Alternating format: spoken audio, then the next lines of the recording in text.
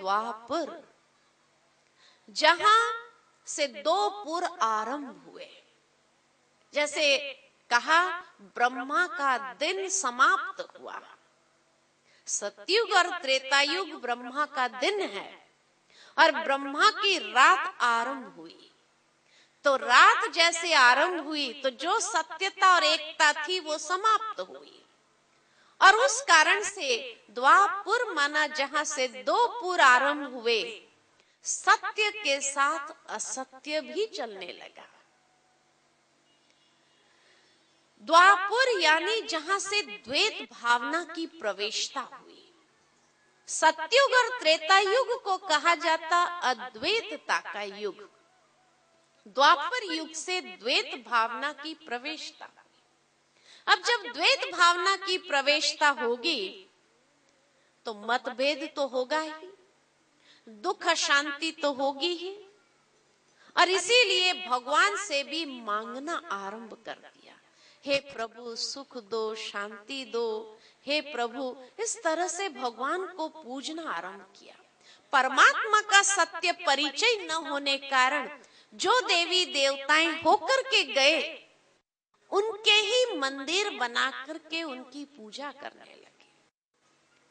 जो देवी देवताएं 16 कला संपूर्ण स्थिति में थे, द्वापर युग के अंदर जैसे जैसे कलाएं कम हुई तो देह अभिमान के वश हो गए, तो शास्त्र बनाने लगे, मंदिर बनाने लगे, पूजा पाठ रीत रस्म रिवाज आरंभ करने लगे।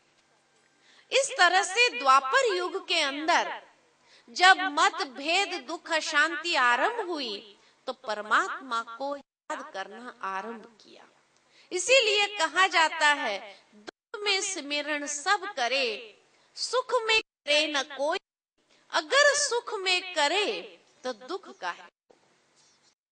यानी जब सतयुग और त्रेता युग सुख का समय था तो ईश्वर को याद करने की आवश्यकता भी नहीं थी। लेकिन जब द्वापर युग में दुख और अशांति आने लगी तो परमात्मा को भी याद करना आरंभ किया। लेकिन ऐसे समय पर परमात्मा का आने का वक्त नहीं है। उसका वायदा है यदा यदा ही धर्मस्य, जब जब धर्म की अतिग्लानि होंगी तब तब मैं आऊंगा। अभी तो अधर्म शुरू हुआ है, दुख शांति शुरू हुई, तो शुरुआत में ही अगर भगवान आ जाए और गीता का ज्ञान देने लगे, और परमात्मा ने मान लो के द्वापर युग में आकर के गीता का ज्ञान दिया, अधर्म का नाश करके एक सत धर्म की स्थापना की हो, तो द्वापर के बाद तो कलयुग आया, घोर अधर्म का युग आया। जब घोर अधर्म का युग आया तो क्या गीता के ज्ञान से अधर्म के युग की स्थापना हुई? सोचने की बात है। और इसीलिए गीता का ज्ञान घोर अधर्म के युग में दिया गया है। द्वापर युग में अधर्म शुरू हुआ है और इसीलिए परमात्मा के आने का वक्त वो समय नहीं है। लेकिन उस समय संसार में कुछ आत्माओं को भेजा जिसने ईश्वर का पैगाम दिया। भारत से बाहर 3 महान धर्म पिताएं आए। सबसे पहले इब्राहिम आए जिसने इस्लाम धर्म की स्थापना की। उसके बाद महात्मा बुद्ध आए जिसने बौद्ध धर्म की स्थापना की, और उसके बाद क्राइस्ट आए जिसने क्रिश्चियन धर्म की स्थापना की। भारत में तो हर स्टेट में कोई न कोई ऐसे महान पुरुष का जन्म हुआ। किसी महापुरुष ने ये नहीं कहा कि हम भगवान हैं। हर एक ने यही कहा भगवान एक है और हम उसके पैगाम हैं, पैगाम लेकर के आए। इसलिए कोई भी धर्म का ओरिजिनल संदेश अलग नहीं है। कोई धर्म लड़ाई करना नहीं सिखाता, कोई धर्म बुराई करना नहीं सिखाता। हर धर्म की जो शिक्षाएं हैं वो एक जैसी ही है। लेकिन जहां पर ये महान आत्माएं गए थे, उस समाज की रचना को देखते हुए उन्होंने कुछ प्रचार आरंभ किए। जहां पर इब्राहिम गए थे, वहां के समाज की रचना कैसी थी? उस समाज में जीवन जीने के कुछ सिद्धांत नहीं थे। इसीलिए उन्होंने जीवन जीने के कुछ सिद्धांत दिए अपने प्रचार में, laws to govern human life, जो आज भी उनके पवित्र धर्म पुस्तक में लिखे हुए हैं। इसी प्रकार जहां महात्मा बुद्ध गए थे, वहां के समाज की रचना कैसी थी? उस समाज की रचना में भी उन्होंने दो बातों की कमी देखी, जिस पर उन्होंने अपने प्रचार किए। सबसे पहली कमी थी कि मनुष्य आत्मा दिन प्रतिदिन इतना कर्म भ्रष्ट हो रहा है। और दूसरा उन्होंने देखा कि दया नाम की चीज नहीं है। तब उन्होंने अपने प्रचार में कहा, दया ही धर्म है, दया धर्म का मूल है, प्राणी मात्र के प्रति दया भाव रखो और कर्म ही धर्म है। इसी पर उनका विशेष प्रचार रहा। परंतु अफसोस कि उस समाज के लोगों ने उस संदेश को समझा नहीं, और इसीलिए भ्रष्टता बढ़ती ही गई। आज दुनिया के अंदर सबसे अधिक भ्रष्टाचार कहाँ होता है? उन्हीं देशों में होता है जहां महात्मा बुद्ध का प्रचार अधिक है। और दया नाम की चीज नहीं है। और जहां क्राइस्ट गए थे, वहां के समाज की स्थिति कैसी थी? वहां उन्होंने भी दो बातों को देखा, जिस पर अपने प्रचार किए। सबसे पहली बात जो उन्होंने देखी कि मनुष्य जीवन में इतना झूठ व्याप्त होने लगा है, सत्यता का नामो निशान नहीं है। जिसको कहते भी है व्हाइट कॉलर लाइज, सफेद झूठ, इतना झूठ उसके जीवन में आ गया है। और दूसरा, प्रेम भावना है ही नहीं, इतनी नफरत की भावना दिल के अंदर है। तब क्राइस्ट ने इसी दो बात पर अपने प्रचार आरंभ किए, सत्य ईश्वर है, प्रेम ईश्वर है। परंतु अफसोस उस समाज के लोगों ने भी उसको समझा नहीं। और इस तरह समय का चक्र बीतता गया और चौथा युग आया, जिसको कहा कलह क्लेश वाला युग, जहां स्वास्तिका का हाथ ऊपर उठा, अर्थात हर प्रकार की चरम सीमा को प्राप्त हो गया। अधर्म की चरम सीमा, अति धर्म भ्रष्ट, अति कर्म भ्रष्ट, अति अत्याचार, अति पापाचार, अति दुराचार, हर प्रकार की अति हो गई इस समय के अंदर। और जब ऐसी अति की स्थिति होती है तो उस युग को दूसरे शब्द में कहा ही जाता है कि एक रावण राज्य हो गया। तभी तो राम राज्य की कल्पना करते रहे, स्वप्न देखते रहे, लेकिन ये राज्य रावण राज्य ही बनता गया। रावण राज्य इसको क्यों कहते? क्योंकि रावण कोई असुर नहीं था, ब्राह्मण था, ऊंची जाति का था। कहा जाता कि रावण जैसा कोई विद्वान नहीं, बुद्धिशाली था। रावण जैसा शक्तिशाली कोई नहीं, उसके पास दिव्य अस्त्र शस्त्र थे। रावण जैसा धनवान कोई नहीं और रावण जैसा भक्त भी कोई नहीं। जीवन की चार आवश्यकता मानी जाती है, अर्थ, बल, बुद्धि और भक्ति, ये चारों ही रावण के पास थी। धन भी अखूट था, बुद्धि भी थी, बल भी था और भक्ति भी थी। लेकिन ये सब कुछ होने के बाद भी उसका सर्वनाश क्यों हुआ? क्योंकि उसके जीवन में भी दो बातों की कमी थी। कौन सी? अहंकार चरम सीमा पर था और चरित्र भ्रष्टता उसके जीवन में आने लगी थी, अति में जा रही थी। यही दो बातों के कारण उसका सर्वनाश हुआ।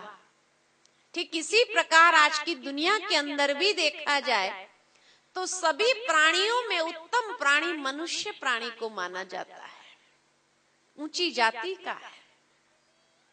मनुष्य जैसा बुद्धिशाली कोई नहीं, मनुष्य जैसा शक्तिशाली कोई नहीं। विज्ञान की शक्ति है, मिसाइल्स की शक्ति है उसके पास। मनुष्य जैसा धनवान कोई नहीं। रात्रि के समय में अगर बड़े शहरों का नजारा देखा जाए तो सोने की लंका से कोई कम चमकदार नहीं है। और मनुष्य जैसा भक्त भी कोई नहीं। गली गली में मंदिर होने लगे हैं, भक्ति भी रोज की रोज बढ़ती जा रही है। तो मनुष्य जीवन में भी ये चारों चीज है, अर्थ, बल, बुद्धि और भक्ति। लेकिन आज मनुष्य आत्माएं भी किस ओर बढ़ रहे हैं? अपने ही सर्वनाश की ओर। क्यों? क्योंकि आज मनुष्य जीवन में भी दो बातों की कमी आ गई है। अहंकार चरम सीमा पर पहुंच रहा है और चरित्र भ्रष्टता जीवन के अंदर आ गई है। इसलिए कहा कि आज ये दुनिया भी रावण राज्य बन गई है। और इसीलिए जब ऐसे रावण राज्य में हर इंसान अपने आप को एक बंधन में महसूस करता है, हर प्रकार की बुराई अपनी चरम सीमा पर पहुंच चुकी है, जहां मनुष्य आत्मा अपनी ही कर्मेंद्रिय का गुलाम बन चुका है, बुराइयों का गुलाम बन चुका है, विकारों का गुलाम बन चुका है और अपनी वास्तविकता को भूल चुका है, परमात्मा की भी वास्तविकता को भूल चुका है। और ये बुराइयों के कारण उनके अगर चेहरे देखे तो व्यक्ति गुस्से में कैसा कभी तो लाल हो जाता है। काम, क्रोध, लोभ, मोह, अहंकार, ईर्ष्या, द्वेष, छल, कपट, ऐसे में उसकी शक्ल कैसी दिखती है। और परमात्मा का भी सत्य परिचय न होने कारण परमात्मा को कहां कहां ढूंढ रहा है। कभी देखो तो अग्नि की पूजा कर रहा है, कभी देखो तो वृक्षों की पूजा कर रहा है, कभी देखो तो नदियों की पूजा कर रहा है, कभी देखो तो जानवरों की पूजा कर रहा है। प्रकृति के पांचों तत्व में ईश्वर को ढूंढना आरंभ कर दिया। और जब ऐसा समय आ जाता है तो कहा जाता कि बहुत गई थोड़ी रही, थोड़ी की भी थोड़ी रह करके बची। लेकिन जब ये बात कहते तो लोग क्या कहते हैं? नहीं नहीं, कलयुग तो अजून बच्चा है, अभी तो लाखों साल पड़ा है। सोचने की बात है कि अगर अभी कलयुग बच्चा हो और लाखों साल पड़े हो और बचपन में ही ये स्थिति अगर आ गई है तो बुढ़ापे में क्या होगा? वो कवि प्रदीप जी का एक गीत याद आता है, देख तेरे संसार की हालत क्या हो गई भगवान। और एक गीत बहुत सुंदर याद आता है, श्री रामचंद्र कह गए सिया से, ऐसा कल युग आएगा जहां क्या नहीं होगा। वो सारे दृश्यों का वर्णन किया है कि कलयुग के अंतिम समय में क्या क्या होगा। और वो सारे दृश्य वर्तमान समय समाज के अंदर दिखाई दे रहे हैं। मैं कोई सारे अंतिम निशानियों का वर्णन नहीं करूंगी, लेकिन एक अंतिम निशानी मुझे अच्छी लगती है कि कलयुग का अंत कब समझना चाहिए। तो दिखाया गया है कि कलयुग का अंत तब समझना चाहिए जब 4 कुएं का पानी एक कुएं में समा जाए, लेकिन एक कुएं का पानी 4 में नहीं समाए, तब समझना कलयुग का अंत है। मनुष्य सोचता है 4 कुएं का पानी अगर एक में समा जाए तो क्या एक का पानी 4 में नहीं समाएगा? कोई जड़ कुएं की बात नहीं है, चैतन कुएं की बात है कि आज एक माता पिता 4 बेटे के पानी को अपने में समा लेंगे। अपने कुएं में जितना पानी होगा उसी में ही उसको पाल पोस करके, बड़ा करके, सेटल करके, शादी करके बिजनेस में लगा देंगे। लेकिन जब एक माता पिता को समाना आता है तो वो 4 बेटे समा सकते हैं। टन बनाएंगे 3-3 मास का, है ना। और वो भी अगर नहीं हुआ तो वृद्धाश्रम में जाकर के रहो। नहीं तो आज मदर टेरेसा क्यों बन जाती थी? मदर टेरेसा का जीवन का टर्निंग पॉइंट कहां से था? वो तो एक ऑर्डिनरी सिस्टर टेरेसा थी, मिशनरी स्कूल चला रही थी। वहां से मदर टेरेसा कैसे बनी? कहा जाता है एक दिन सुबह में मॉर्निंग वॉक करने गई थी अपनी कुछ बहनों के साथ, और वहां पर उसने एक बहुत दर्द भरी कराहने की आवाज सुनी।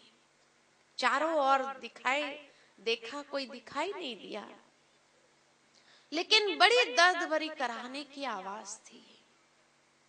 उस दिशा में गई तो देखा कि किचड़े के डब्बे में एक आदमी पड़ा है जिसको लेप्रोसी थी, कुष्ठ रोग था, और इस तरह से वो किचड़े के डब्बे में पड़ा था, हिल भी नहीं पा रहा था, और उसके शरीर को चूहे नोच रहे थे, खा रहे थे।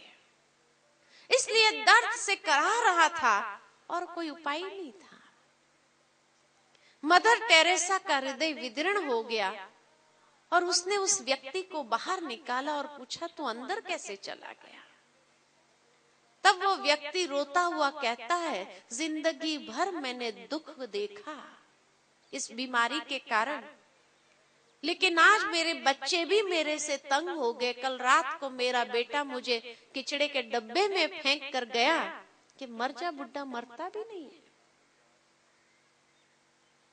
मौत भी कैसी है, चूहों ने आधा शरीर खा लिया, उसके बाद भी मुझे मौत नहीं आ रही है। और इस तरह से वो और दर्द से रोने लगा। मदर टेरेसा ने उसी वक्त प्रतिज्ञा की कि आज के बाद मेरा जीवन ये लेप्रोसी वालों के लिए रहेगा। उसने जाकर के अपने समाज वालों से बात की। उसके समाज ने विरोध किया, उसने उस समाज को छोड़ दिया, अपनी एक नई संस्था बनाई, और संस्था बना करके यही एक संकल्प के साथ कि आज के बाद हम इनकी सेवा करेंगे। वो व्यक्ति कोई ज्यादा समय जिंदा तो नहीं रहा, 24 घंटे भी नहीं निकाले, लेकिन मरते वक्त उसने एक बहुत अच्छी लाइन कही कि जिंदगी भर में दुख के हाथों में पला, लेकिन आज सुख के हाथ में मर रहा हूं। इससे मुझे विश्वास हो रहा है कि मेरा आगे का जन्म सुखी होगा। आज वो समय आ गया है कि जब बच्चे माता पिता को किचड़े के डब्बे में फेंक सकते हैं, और वो समय आ गया जब माता पिता बैठकर छोटे से बच्चे के अंग को खा सकते हैं, उनका सूप बनाकर पी सकते हैं। अब इससे ज्यादा कलयुग क्या देखना चाहते हैं? क्या ये कलयुग की अति नहीं है? और क्या कलयुग देखेंगे हम? तब कई बार ये प्रश्न आता है कि फिर कलयुग को कितने साल बाकी है? अगर भगवान ने आपको सब ज्ञान बता ही दिया हो, फिर तो कलयुग कब पूरा होने वाला है ये समय भी बता दिया होगा। हम यही कहते हैं भगवान ने सारा ज्ञान दे दिया, लेकिन ये बहुत अच्छा किया जो डेट नहीं बताई कि कलयुग कब पूरा हो रहा है। क्यों? क्योंकि आज किसी व्यक्ति को अगर कहा जाए कि तेरे पास 24 घंटे हैं, 24 घंटे के बाद तेरी मृत्यु है, जितना भगवान का नाम लेना चाहो ले लो, कितना भगवान का नाम लेगा? नहीं ले सकता है। क्यों? उसको कहो कि चलो तुम भगवान का नाम नहीं ले सकते, क्योंकि इतना टाइम कॉन्शियस हो जाता है। एक एक घड़ी बीतती है उसका उसी तरफ ध्यान रहता है, अभी कितना समय बाकी, अभी कितना समय बाकी। वो भगवान के नाम पर अपने मन को एकाग्र नहीं कर सकता है। उसको कहो चलो तुम भगवान का नाम नहीं ले सकते हो, तुम्हारे पास जो कुछ भी है दान करके पुण्य तो कमा लो। कितना दान करेगा? कुछ नहीं। क्यों? क्योंकि अगर 24 घंटे के बाद नहीं मरा तो समय पर उसको भरोसा नहीं है, और इसीलिए वो भगवान का नाम भी नहीं ले सकता है, न दान करके पुण्य कमा सकता है। भगवान ने भी अगर डेट दे दी होती थी तो कोई उसका नाम ले सकते थे, कोई उसका ध्यान कर सकते थे, कि समय के साथ हमारा ध्यान जुड़ जाता था। इसीलिए भगवान ने यही कहा, बहुत गई थोड़ी रही, थोड़ी की भी थोड़ी रही, अब ज्यादा वक्त नहीं है। वैसे भी देखा जाए तो विज्ञान ने भी इस बात की पुष्टि कर दी है कि अब जिस प्रकार का परिवर्तन वातावरण के अंदर आ रहा है, ये भी बता रहा है कि अब ये समय ज्यादा नहीं है। जिस प्रकार ग्रीन हाउस इफेक्ट होने लगी है, वातावरण के अंदर पोल्यूशन बढ़ता जा रहा है, ओजोन लेयर्स में होल्स होते जा रहे हैं, बड़े बड़े छेद होते जा रहे हैं, ऑक्सीजन का जो सोर्स है वृक्ष कटते जा रहे हैं, ऑक्सीजन ही खत्म हो रहा है। तो इसलिए इंसान को जो बेसिक आवश्यकता है वही प्राप्त नहीं होगी। जिस प्रकार ग्लोबल वार्मिंग हो रहा है, ये सब बातें इस बात की पुष्टि करता है कि अब ये समय ज्यादा समय नहीं चल सकता है। एक बार माउंट आबू में फॉरेस्ट डिपार्टमेंट वालों की कॉन्फ्रेंस थी। सारे भारत देश से फॉरेस्ट डिपार्टमेंट के लोग आए थे। उनसे बातचीत करते करते हमने उनसे पूछ लिया कि जिस प्रकार का पॉपुलेशन एक्सप्लोजन है संसार में, ये पॉपुलेशन को जीवित रहने के लिए कितने % में फॉरेस्ट होने चाहिए? तो उन्होंने कहा कि ये पॉपुलेशन को जीवित रहने के लिए कम से कम 33% फॉरेस्ट होने चाहिए। तब हमने उनको पूछा कि कितना % फॉरेस्ट है इस समय दुनिया के अंदर? तब उन्होंने कहा ऑन पेपर 14%, प्रैक्टिकल में 11%, और ये भी अगर 9% हो गया तो ह्यूमन सर्वाइवल इज इम्पॉसिबल। क्योंकि रात के समय में जब प्लांट्स भी ऑक्सीजन लेने लगते हैं और इंसान को भी ऑक्सीजन चाहिए, दिन में इतना ऑक्सीजन प्रोड्यूस ही नहीं होता है, तो कहां से ऑक्सीजन लाएंगे? इसलिए 9% होने के बाद तो ह्यूमन सर्वाइवल एक ऐसे खतरे में है। अब 11% से 9% होने में कितनी देर लगेगी? इसलिए कहा कि ये संसार अब किस ओर जा रहा है, इसके साक्षी हम सभी हैं।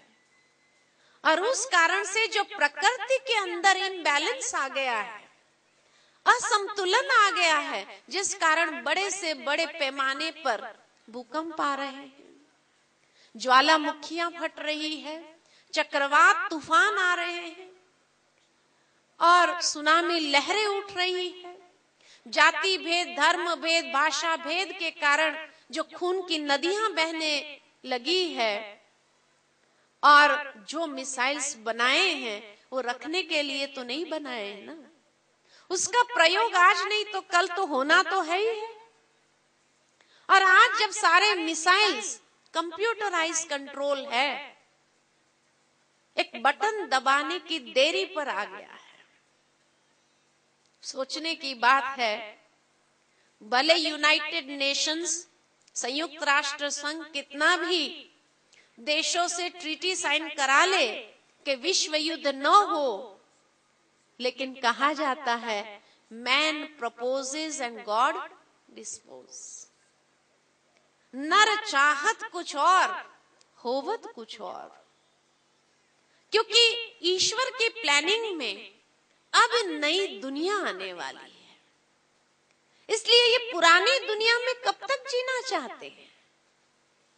अगर एक पिता अपने बच्चों के लिए नया घर बनाना चाहता है और वो बच्चे कहे नहीं हम पुराने घर में ही रहना चाहते हैं, ऐसा कभी हो सकता है?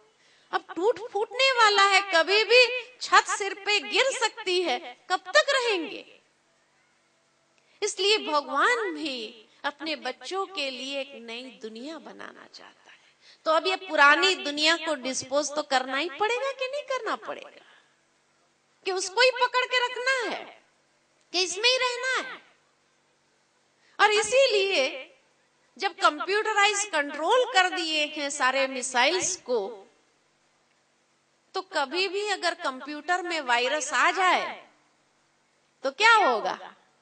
सोच सकते? चलो कितने भी एंटीवायरस प्रोग्राम डाल दे, लेकिन मनुष्य के दिमाग में अगर वायरस आ गया तो जो उस कंप्यूटर को देख रहा है, कहां से मिसाइल आए कि नहीं आए, कहीं से आए कि नहीं आए, उसके दिमाग में ही वायरस आ जाए, सिजोफ्रेनिक हो जाए, और उसको लगेगा कहीं घर में झगड़ा हुआ, कुछ टेंशन हुआ, वहां गया और उसको लगेगा दबा दो बटन, खत्म करो खेल, मरो और मारो सबको, बस कितनी देर लगेगी? इसलिए कहा कि अब ज्यादा समय नहीं है। और ऐसा अधर्म का समय जब आ जाता है, जब हर बात की अति हो जाती, तो परमात्मा को भी इस संसार में, और संसार में भी भारत एक अविनाशी भूमि है, भारत में भी एक साधारण मनुष्य तन का आधार लेकर के ज्ञान और योग की शिक्षा देते हुए यही संदेश दे रहे हैं कि अब बच्चे वापस घर जाना है, क्योंकि ये दुनिया का एक महान परिवर्तन होने वाला है। घर जाकर रेस्ट करके फिर जैसे नई दुनिया बन जाए, जरूर आओ, फिर से खेलो, कोई हर्जा नहीं, है ना? लेकिन इस समय को देखते हुए भगवान भी दो बातों का संदेश देते हैं, लेकिन अफसोस जो मनुष्य भी उस संदेश को समझ नहीं पाए। समय को देखते हुए भगवान का भी दो बातों का संदेश कौन सा है? कि हे आत्माएं, आत्म शुद्धिकरण करो, योगी बनो, पवित्र बनो। परंतु जब भगवान ये शिक्षा देते हैं तो मनुष्य भी क्या कहते हैं? अफसोस कि आज के समाज के लोग भी उस परमात्मा संदेश को समझ नहीं पाते और क्या कहते हैं? अरे बहन जी, सारे लोग पवित्र हो गए तो ये दुनिया कैसे चलेगी? अरे दुनिया को चलाने का ठेका हमने नहीं लिया है, वो तो ऊपर वाले का है, उसको मालूम है कैसे दुनिया चलानी है, हम क्यों चिंता करें? मुझे याद आता है कि एक बार मेरा कार्यक्रम एक शहर में था जहां सप्ताह कार्यक्रम था, बहुत सुंदर सप्ताह चली, हर रोज काफी लोग आते रहे सुनने के लिए। अंतिम दिन कुछ अनुभव की लेन देन थी। एक भाई खड़े हुए अपना अनुभव सुनाने के लिए मंच पर आए और कहने लगे कि 7 दिन मैंने ये कार्यक्रम सुना, बहुत अच्छा लगा। ब्रह्मा कुमारियों का ज्ञान इतना सत्य, इतना लॉजिकली और इतना प्रैक्टिकल उन्होंने जो बातें बताई, जो आज दिन तक हमने कभी उसको समझा ही नहीं था। बहुत अच्छा लगा, लेकिन उनकी एक बात के कारण हम उनसे दूर भागते रहे। मैंने कहा जब इतना सत्य ज्ञान महसूस हुआ, लॉजिकल प्रैक्टिकल लगा, फिर ऐसी कौन सी बात है जिस कारण आप दूर भागते रहे? तो कहा ये लोग भाई बहन बना देते हैं, है ना। आप लोगों को भी कईयों ने कहा होगा वहां जा रहे हो संभालना, भाई बहन नहीं बना देवे आपको। अरे ब्रह्मा कुमारियों को क्या पड़ी है किसको भाई बहन बनाने की? हम क्यों किसी को भाई बहन बनाएंगे? हम किसी को भाई बहन नहीं बनाते। आप लोग जब मंदिर में जाते हो, भगवान के सामने प्रार्थना करते थे तो क्या प्रार्थना किया? हर एक ने ये प्रार्थना अवश्य की होगी कि तुम माता पिता हम बालक तेरे। किया है कि नहीं किया है? किया है ना, सभी ने किया है ना। कि भाइयों ने कहा तुम माता पिता हम बालक तेरे, और बहनों ने कुछ और गया कि मेरे पति के माता पिता सो मेरे सास ससुर। कभी कहा भगवान को ऐसा? तो जब ये प्रार्थना कर रहे थे तब आप कौन बन गए थे? और ये प्रार्थना ब्रह्मा कुमारियों ने सिखाई थी, तो क्यों ब्रह्मा कुमारियों को बदनाम करे कि ये भाई बहन बनाती है? ये तो जिसने प्रार्थना सिखाई थी उन्होंने आपको भाई बहन बनाया था। हमने तो कभी कोई ज्ञान की बातों में ऐसा कहा ही नहीं कि भाई बहन बन जाओ। हम ऐसा काम नहीं करते। हाँ, परमात्मा का पैगाम जरूर सुनाते हैं कि योगी बनो, पवित्र बनो, लेकिन गृहस्थ धर्म में ही रहो और योगी बनो, पवित्र बनो। लेकिन तब कई बार कई लोग कहते हैं कि फिर दुनिया कैसे चलेगी? दुनिया जिसको जैसे चलाना है ऊपर वाले को, उसके पास सारा प्लानिंग है कैसे दुनिया चलानी है। हमें उसकी आज्ञा के ऊपर पालन करना है, क्योंकि समय का जो संकेत है ना, वो समय का संकेत भी क्या कह रहा है? आज दुनिया में नंबर 1 पर जो बीमारी चल रही है, कौन सी बीमारी है? एड्स, जिसका कोई इलाज नहीं। तो समय भी एक संकेत दे रहा है कि आत्म संयम रखो। अगर आत्म संयम नहीं रखेंगे तो समय के शिकार बन जाएंगे और उसका कोई इलाज नहीं है। समय आपके अस्तित्व को नष्ट कर देगा। इसलिए समय जो संकेत दे रहा है, उस परिवर्तन की प्रक्रिया को अब अपनाना है। शास्त्रों के अनुसार भी देखा जाए या प्रैक्टिकल वर्तमान समय में भी जो संकेत मिल रहे हैं कि आज कोई भी न्यूज़पेपर उठाकर पढ़ो, एक खबर हर रोज छपती है, कामेशु क्रोधेशु मनुष्य के कृत्य। ये खबर हर रोज और कितने किस्से बनते जा रहे हैं। और उस समय आत्मरक्षा का साधन क्या है? कोई इंसान किसी की रक्षा नहीं कर पाता है, क्योंकि ये विकृति इंसान के दिमाग की है जो दिन प्रतिदिन बढ़ती जा रही है। इसलिए अगर इस विकृति का शिकार न होना हो तो परमात्मा जो जानी जाननहार है वो विधि बताता है कि शास्त्रों में भी ये बात दर्शाई गई है कि रावण जैसा रावण जो इतना शक्तिशाली था, सीता जी को सम्मोहित करके ले आया, लेकिन अपने महल में नहीं रख सका, बगीचे में रखना पड़ा। और जिस रावण ने श्री राम को ललकार दिया युद्ध के लिए, वो सीता जी को स्पर्श तक न कर सका। सीता जी के पास अपने आत्मरक्षा के लिए कौन से शस्त्र थे? एक घास का तिनका जो उठा करके सीता जी ने रख दिया और रावण को चैलेंज कर दिया कि हे रावण, इस तिनके से आगे तूने कदम भी बढ़ाया तो जल जाएगा, इतनी शक्ति है मेरी। जो रावण किसी से डरा नहीं, सीता जी की इस चैलेंज को स्वीकार नहीं कर पाया। सीता जी के पास कौन सी शक्ति थी अपने आत्मरक्षा के लिए? ब्रह्मचर्य व्रत की शक्ति थी, पवित्रता की शक्ति थी। जो पवित्रता की शक्ति उसके चारों ओर एक ऐसा कवच बन गया था कि जिस कवच में वो अपने आप में सुरक्षित थी।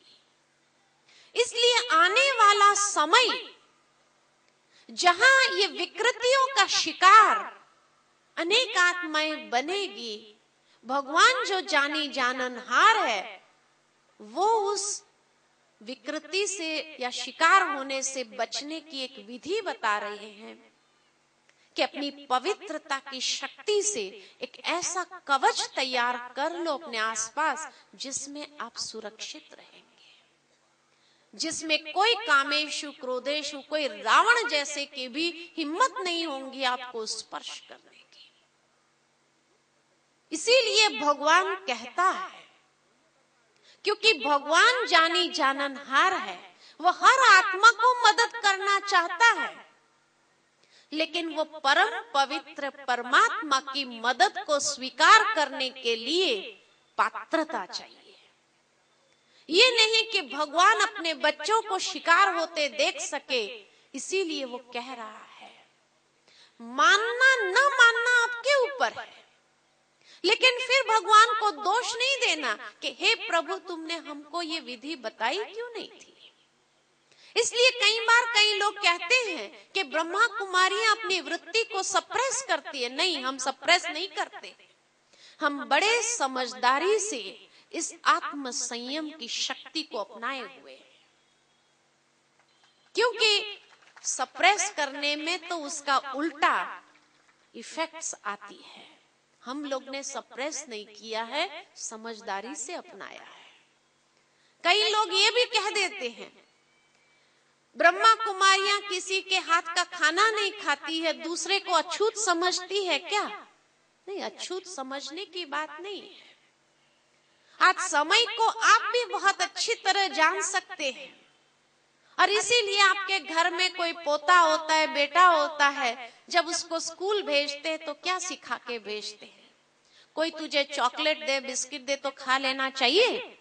अनजान व्यक्ति मना करते हैं, क्यों? दूसरे अछूत है इसलिए।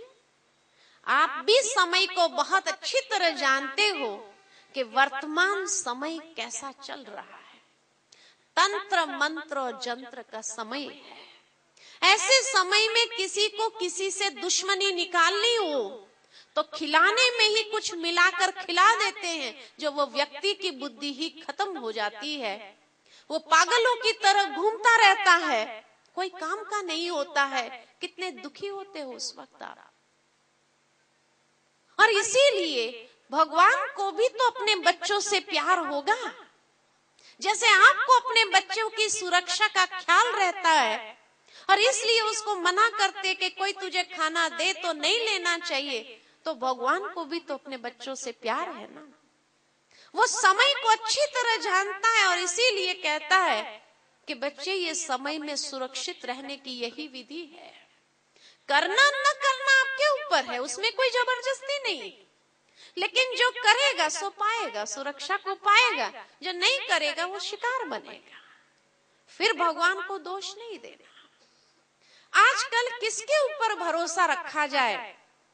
कई बार आप जैसे ही माताएं बहनें या कई भाई भी आकर के हमें सुनाते हैं कि एक माँ ने अपने बेटे को ऐसा खिला करके कुछ कर दिया जो वो बहू को मारता रहता है, पीटता रहता है, उसका जरा भी ख्याल नहीं करता है, जरा भी प्यार नहीं करता है, पता नहीं क्या खिला दिया उसको और अपने वश में करके रखा है। और कई जगह ये भी सुनाई देता है कि बहू ने अपने पति को ऐसा वश करके रखा है जो माता पिता को वो जरा भी ध्यान नहीं देता है, उनको एकदम उनसे बात तक नहीं करता है, उनके तरफ देखता तक नहीं है। ये जानते हैं ना, ये किस्से होते हैं ना आज के समाज के अंदर कि नहीं होते। इसलिए जब आप भी अनुभवी हो, समय को अच्छी तरह जानते हो, तो परमात्मा भी तो जानी जाननहार है। इसलिए कहते हैं कि बच्चे ये समय में सुरक्षित रहने की यही विधि है। करना हो ना करना ये आपकी मर्जी है, फिर भगवान को दोष नहीं देना। लेकिन तब फिर भी एक प्रश्न आता है कि फिर ये दुनिया कैसे चलेगी।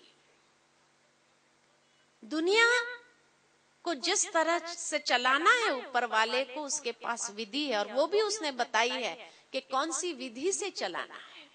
आज से 2000 साल पहले क्राइस्ट का जन्म कैसे हुआ था? अगर एक कुमारी मेरी बिना किसी भोग बल के क्राइस्ट को जन्म दे सकती है, उसको किसी ने भ्रष्टाचार नहीं कहा। मदर मेरी के रूप में आज भी पूछते हैं। 2000 साल पहले की बात है। हमारे शास्त्रों में ये बात बताई गई है कि पांडव और कौरवों की उत्पत्ति कैसे हुई थी? मंत्रों के बल से। यानी संसार में एक समय ऐसा भी था जब मंत्रों के बल से उत्पत्ति होती थी। पांडु, धृतराष्ट्र, विदुर की उत्पत्ति कैसे हुई थी? दृष्टि के बल से। यानी संसार में एक समय ऐसा भी था जब दृष्टि के बल से उत्पत्ति होती थी। और श्री कृष्ण की उत्पत्ति कैसे हुई थी, जिसको योगेश्वर कहते हैं? उसकी उत्पत्ति भी बड़ी पवित्र विधि से, योग बल से हुई थी। इसीलिए तो उसको पूजते हैं हम, कि जो मनुष्य आत्माओं की तरह उत्पत्ति नहीं हुई, ऐसी पवित्र विधि से जिसकी उत्पत्ति हुई, वो कितनी श्रेष्ठ और परम पवित्र आत्मा है। इसलिए संसार के अंदर उत्पत्ति का रहस्य समय प्रति समय बदलता रहा है। इसलिए हमें चिंता करने की आवश्यकता नहीं कि आने वाले समय में, आने वाले सतयुगी दुनिया में ये संसार कैसे चलेगा। भगवान के पास उसकी पूरी विधि है। ये तो कलयुग के अंदर जब आत्माओं में ताकत नहीं रही तो भोग बल को एक माध्यम बना दिया, लेकिन सदा काल ये काल चक्र में भोग बल से उत्पत्ति नहीं हुई है। और इसलिए उसकी चिंता हमें करने की आवश्यकता नहीं। लेकिन तब भी मनुष्य कहते, क्या प्रूफ है कि पवित्र विधि से भी उत्पत्ति होती है? भगवान जानता था कि कलयुगी मनुष्य हर बात में प्रूफ जरूर मांगता रहता है, और इसलिए उसने प्रकृति में एक पक्षी को रखा है, मोर का पक्षी, जो आज भी एक पवित्र विधि से उत्पत्ति करता है।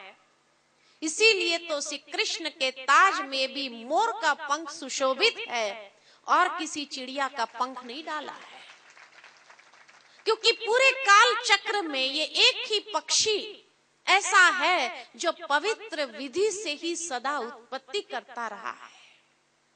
और जैसे श्री कृष्ण परम पवित्र है, इसी तरह ये पक्षी भी पवित्र है। इसीलिए श्री कृष्ण के ताज में वो मोर का पंख कितना सुंदर लगता है। ये सबूत है ईश्वर के पास। आज विज्ञान भी इस बात का सबूत तो दे रही है, क्लोनिंग करके और कई प्रकार के एक्सपेरिमेंट्स करके वो दुनिया को प्रत्यक्ष कर रहे हैं कि दुनिया के अंदर पवित्र विधि से उत्पत्ति हो सकती है। लेकिन अब आपकी मर्जी होगी कि आपको अपने जीवन को कैसे व्यतीत करना है। कई बार भाई बहनों ने आपको कहा होगा कि चलो ब्रह्मा कुमारी आश्रम पर थोड़ा ज्ञान सुनो। हर बार आपने क्या कहा था? अरे ईश्वर की मर्जी होगी तो पहुंच जाएंगे, यही कहा था ना। तो आज जो यहाँ आए हैं किसकी मर्जी से आए? अपनी मर्जी से या ऊपर वाले की मर्जी से आए? क्या कहेंगे? हाँ, ऊपर वाले की मर्जी से आए ना।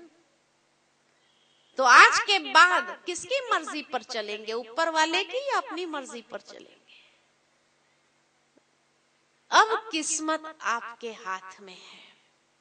भगवान ने आपको वो ज्ञान प्रदान किया है और ऐसे स्थान पे लाके खड़ा किया है कि एक तरफ एक मार्ग जाता है सतयुगी दुनिया की ओर और दूसरा मार्ग जाता है समय का शिकार बनने की ओर।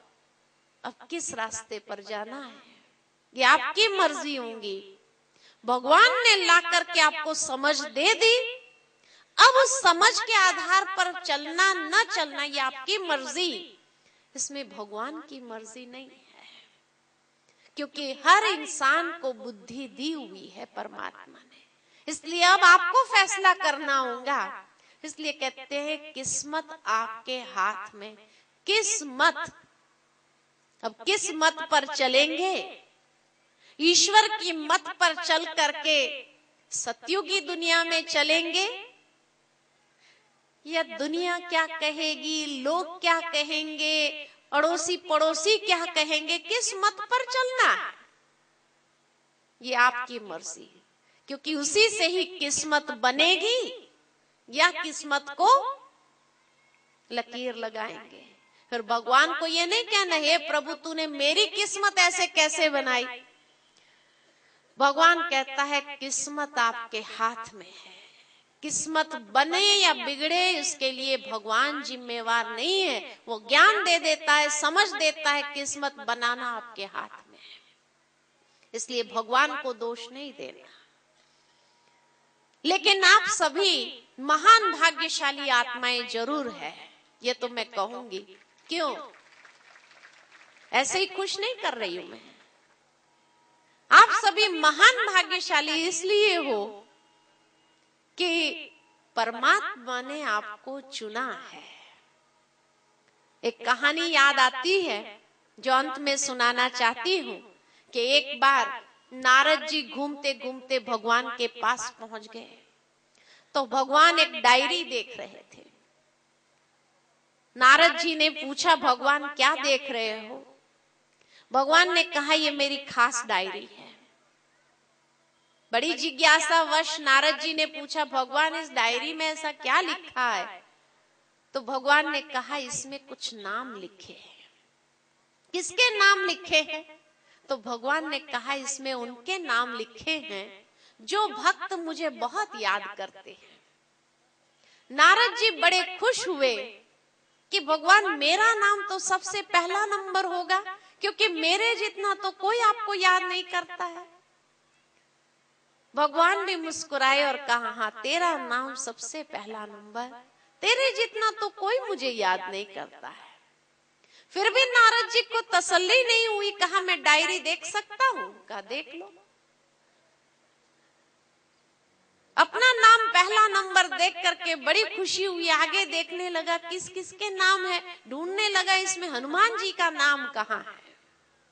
तो देखा सारी डायरी में हनुमान जी का नाम ही नहीं था। अब नारद जी का तो काम था जलाना, डायरी भगवान को दी और ढूंढने निकले हनुमान जी को। देखा तो हनुमान जी एक वृक्ष के नीचे भगवान का नाम ले रहे थे। नारद जी ने जाकर कहा ये ढोंग सब बंद करो। कहा क्यों? कहा अभी मैं भगवान की खास डायरी देखकर आया हूँ जिसमें भगवान ने उनके नाम लिखे थे जो भक्त उसको बहुत याद करते हैं, और सारी डायरी में आपका तो नाम ही नहीं था। अब हनुमान जी कोई जलने वालों में से थोड़ी थे। उन्होंने कहा कि मैं डायरी में नाम लिखवाने के लिए थोड़ी उसको याद करता हूं, मैं तो उसके दिल में रहता हूं। अब नारद जी क्या बोलते? फिर वहां से चले, घूमते घूमते फिर एक दिन भगवान के पास पहुंच गए तो देखा भगवान एक छोटी सी डायरी देख रहे थे। पूछा भगवान आज क्या देख रहे हो? भगवान ने कहा ये मेरी पर्सनल डायरी है। अच्छा ये पर्सनल डायरी में क्या लिखा है? तो भगवान ने मुस्कुराकर कहा इसमें भी कुछ नाम लिखे हैं। किसके नाम लिखे हैं भगवान? तो भगवान ने कहा इसमें उनके नाम लिखे हैं जिनको मैं बहुत याद करता। नारद जी ने कहा मैं डायरी देख सकता हूँ? कहा हाँ देख लो। देखा तो हनुमान जी का नाम सबसे पहला था और नारद जी का नाम ही नहीं था। आप सबका नाम कौन सी डायरी में पता है? हाँ? पर्सनल डायरी में है। दुनिया में भगवान को याद करने वाले तो बहुत है, लेकिन भगवान जिसको याद करे वो कोटों में कोई में भी कोई विरला होते हैं। इसलिए महान भाग्यशाली हो जो भगवान ने आपको याद किया और आप यहाँ पहुंच सके। नहीं तो कई बार भगवान कईयों को याद करता है तो भी हर एक का ये भाग्य नहीं होता है यहाँ तक पहुंचे। तो इसलिए महान भाग्यशाली हो जो आप यहाँ तक भी पहुंच गए। ये है काल चक्र का गुह्य रहस्य, और इस रहस्य को समझते हुए अब अपने जीवन में हमें कैसे अपने भाग्य को श्रेष्ठ बनाना है उसका पुरुषार्थ करना है। ओम शांति। आज के राजयोग शिविर में हमने काल चक्र के गुह्य रहस्य विषय को विस्तार पूर्वक समझा। समय बड़ा बलवान है। अगर हम समय के हिसाब से नहीं चलते तो समय हमें अपने हिसाब से बदल देता है, और जबरदस्ती से किया बदलाव सदैव दुखदायी होता है। परिवर्तन ही संसार का नियम है। चलना जिंदगी की शान है, जो रुका वही परेशान है। हमसे न कहो रात बड़ी गहरी है, हर रात के बाद सुबह न जाने जो नादान है। समय भी एक चक्र में चलता है, दिन रात का चक्र, जन्म पूर्व जन्म का चक्र, मौसम का चक्र, जल चक्र इत्यादि। उसी प्रकार समय का चक्र भी अति महत्वपूर्ण है। स्वास्तिका के 4 भाग 4 युगों को दर्शाते हैं: सतयुग, त्रेता युग, द्वापर युग और कलयुग। स्वास्तिका अर्थात सुवस्ति, जिसका अर्थ है इस काल चक्र की प्रत्येक घड़ी अति शुभ है। स्वास्तिका का पहला संपूर्ण सत्यता का प्रतीक है। इस समय आत्माएं अपनी संपूर्ण अवस्था में होती हैं। धीरे धीरे त्रेता युग आया और आत्माओं में त्रुटि आ गई। चंद्रवंश में आकर 16 कला संपूर्ण आत्माएं 14 कला ही रह जाती हैं। द्वायुग में द्वैत भावना आरंभ हुई। आत्माएं देहभान में आई और पूरा भक्ति हुई। धर्म पिताएं सृष्टि पर आए और विभिन्न धर्म ग्रंथ भी इसी युग में लिखे गए। आज हम कलयुग में हैं और प्रत्येक मानव मात्र में अहंकार और चरित्र भ्रष्टता चरम सीमा पर है। शास्त्रों में वर्णित धर्मग्लानि के चिन्ह भी साफ साफ देखे जा सकते हैं। प्राकृतिक असंतुलन भी एक महान परिवर्तन की ओर इशारा कर रहा है। ऐसे समय पर परमात्मा स्वयं अवतरित होकर हमें आत्म शुद्धि की शिक्षा देते हैं। अगले राजयोग सत्र में आप कर्मों की गुह्य गति के विषय में विस्तार पूर्वक जानेंगे। ओम शांति।